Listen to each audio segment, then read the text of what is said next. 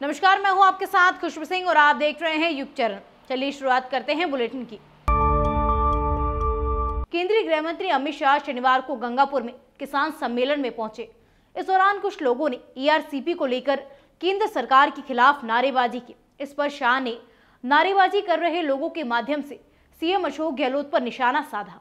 शाह ने कहा, मैं गहलोत साहब को कहने आया हूँ, ये चंद लोग भेजकर नारे लगाने से कुछ नहीं होता। जरा भी शर्म बची है तो लाल डायरी के मुद्दे पर इस्तीफा देकर चुनाव मैदान में आइए और हो जाए दो हाथ। इतना ही नहीं, शाह ने अपने भाषण के दौरान लाल डायरी का जिक्र करते हुए कहा, घर में कोई लाल डायरी हो तो उसका कलर लाल मत रख लेना, वरना गहलोत जी नाराज हो जाएंगे। दरअसल शाह का संबोधन शुरू होते ही कुछ लोगों ने नारेबाजी करनी शुरू कर दी। इस दौरान उन्होंने सभी को टोकते हुए कहा कि अभी जो लोग नारे लगा रहे हैं, उन्होंने नारे लगाने की बजाय चंद्रयान को बढ़ाया होता तो सहकारिता मंत्रालय बनाया होता तो ये नारे नहीं लगाने पड़ते। लेकिन इसके बाद भी नारेबाजी नहीं रुकी तो शाह बोले, गहलोत जी ने कुछ लोग भेजे हैं जो 5 मिनट में कार्यक्रम कर चले जाएंगे। इसके बाद उन्होंने सीएम अशोक गहलोत पर निशाना साधा। कहा, मैं पॉलिटिक्स नहीं करना चाहता था लेकिन मुझे मजबूर कर दिया। हमारे दिलीप भाई भोले भाले हैं, उन्होंने मुझे फोल्डर भेजा, मैंने मना किया कि फोल्डर मत रखना क्योंकि गहलोत नाराज हो जाएंगे। इस पर वो बोले, इसमें ऐसा क्या है कि वो चिढ़ जाएंगे। दरअसल इस फोल्डर का रंग लाल था। मालूम नहीं लाल डायरी से वो बहुत डरे हुए हैं क्योंकि डायरी का रंग लाल आने से अंदर काले कारनामे छिपे होते हैं। चंद्रयान 3 की सफलता के बाद भारतीय वैज्ञानिकों के हौसले बुलंद हुए हैं। अब अंतरिक्ष में महिला रोबोट व्योमित्री भेजी जाएगी। केंद्रीय मंत्री जितेंद्र सिंह ने 26 अगस्त को एक निजी चैनल को कॉन्क्लेव में ये बात कही है। जितेंद्र सिंह ने यह भी कहा, गगनयान प्रोजेक्ट के तहत अक्टूबर के पहले या दूसरे हफ्ते में एक ट्रायल स्पेसक्राफ्ट भेजा जाएगा। इसके बाद के मिशन में महिला रोबोट अंतरिक्ष में भेजी जाएगी। अंतरिक्ष यात्रियों को वापस लाना उतना ही महत्वपूर्ण है जितना उन्हें भेजना। केंद्रीय मंत्री ने कहा कि महिला रोबोट व्योमित्री इंसानों जैसी सारी एक्टिविटीज कर सकेगी। अगर सब कुछ ठीक रहा तो हम इसके आगे बढ़ेंगे। चंद्रयान 3 के चंद्रमा पर पहुंचने ने इसरो और देश में जबरदस्त ऊंचाई दी है। जितेंद्र सिंह ने यह भी कहा कि भारत को अंतरिक्ष के क्षेत्र में जो सफलता मिली है वो प्रधानमंत्री नरेंद्र मोदी द्वारा स्पेस सेक्टर को खोलने के चलते मिली है। 2019 में श्रीहरिकोटा के गेट बंद कर दिए गए थे, लेकिन अब यहाँ मीडिया और स्कूल के बच्चों को बुलाया गया है। डीजीसीए की 2 सदस्यीय निरीक्षण टीम ने एयर इंडिया के इंटरनल सेफ्टी ऑडिट में खामियां पाई गई है। अब नियामक इस मामले की जांच कर रहा है। हालांकि एयर इंडिया के प्रवक्ता ने कहा कि हम सभी एयरलाइंस रेगुलेटर्स के नियमित सुरक्षा ऑडिट का पालन करते हैं।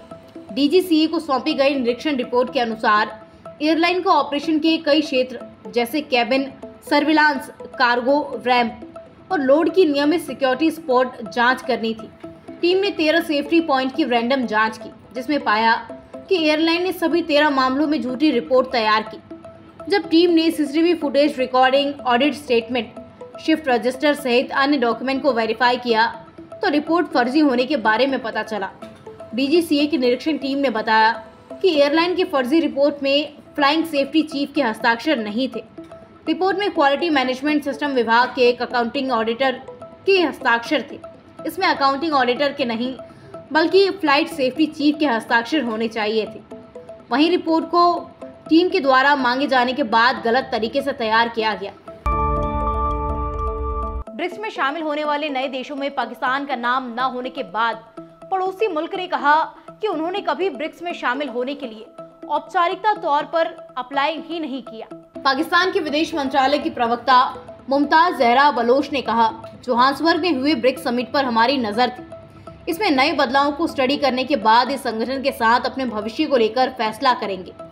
मुमताज ने कहा, ब्रिक्स अलग अलग देशों को संगठन में शामिल करने के लिए खुला है। पाकिस्तान हमेशा से इस विचार का समर्थक रहा है। हमने हमेशा से वैश्विक शांति और विकास में अहम भूमिका निभाई है। विदेश मंत्रालय ने कहा, पाकिस्तान भी दुनिया के लिए एक महत्वपूर्ण विकासशील देश है जिसने ग्लोबल साउथ के देशों में शांति, सहयोग और एकजुटता को बढ़ाने के लिए अपना योगदान किया है। राजस्थान में मानसून के आगमन के साथ मच्छर से होने वाली बीमारियां तेजी से बढ़ने लगी है। राज्य में पिछले 20 दिन के अंदर डेंगू, मलेरिया और चिकनगुनिया केस 2 गुने हो गए हैं। इसमें सबसे ज्यादा मरीज डेंगू के ही मिले हैं। इस कारण अब हॉस्पिटलों में एडमिशन भी बढ़ गए हैं। वहीं 4 लोगों की मौत हो चुकी है। मेडिकल हेल्थ डिपार्टमेंट में मिली एक रिपोर्ट के मुताबिक राज्य में इस सीजन में पूरे प्रदेश में अब तक 2268 केस डेंगू के, 1056 मरीज मलेरिया के, जबकि 99 केस चिकनगुनिया के आ चुके हैं। राजस्थान में 20 दिन पहले यानी 4 अगस्त की रिपोर्ट देखें तो कुल 1090 केस ही डेंगू के थे, जो अब बढ़कर 2268 से ज्यादा हो गए हैं। हेल्थ डिपार्टमेंट के अधिकारियों के मुताबिक प्रदेश के सभी जिलों में एनएम, आशा सहयोगियों की टीमें घर घर सर्वे कर रही है। ऐसे लोग जिनमें डेंगू, मलेरिया के लक्षण दिख रहे हैं, उन्हें तुरंत इलाज के लिए डॉक्टर के पास जाने की सलाह दी जा रही है।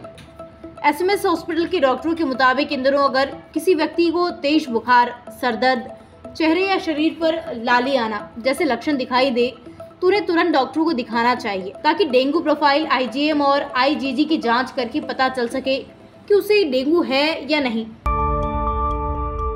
ऐसी तमाम खबरों के लिए सब्सक्राइब कीजिए हमारे चैनल को और यूं ही बने रहिए युग चरण के साथ।